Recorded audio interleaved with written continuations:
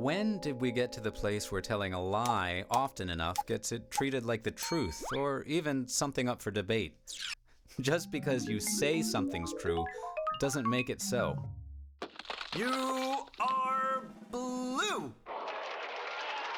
You are a pony.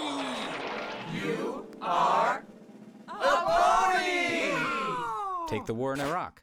The truth is, Iraq had nothing to do with September 11th. Let's repeat that. Iraq had nothing to do with September 11th. So no matter how often anybody might say they did, or imply it, or infer it, or mention the two in the same sentence, Iraq still had nothing to do with September 11th.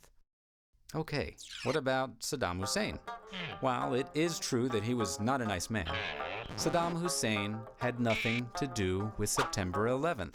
No matter how many times the president, the vice president, Senator McCain, or anyone else winked and nodded and hinted at it, Saddam Hussein had nothing to do with September 11th, or for that matter, Al-Qaeda.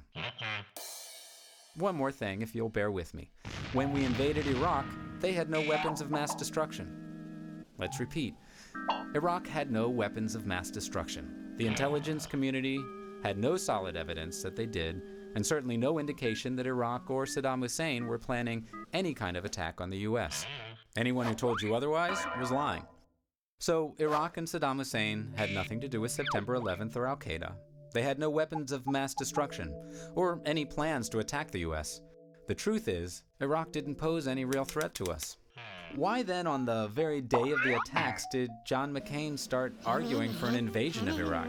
Why did Bush and McCain repeatedly try to connect Iraq, Saddam Hussein, and September 11th when their own intelligence told them there was no connection? Good question.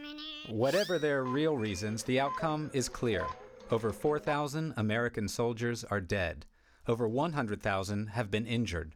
Though the U.S. refuses to report how many Iraqis have died in the war, estimates range from 100,000 to over 1 million. We're still spending hundreds of millions of dollars every day on the war in Iraq. The eventual cost? More than $3 trillion, or roughly $10,000 for every single American. What are we still doing there? John McCain aggressively promoted this war, wants to continue it, and still won't admit it was wrong to have started it. Barack Obama saw from the beginning that it was a mistake, and has a plan to bring our troops home from Iraq. Hey, it's your choice. Use it.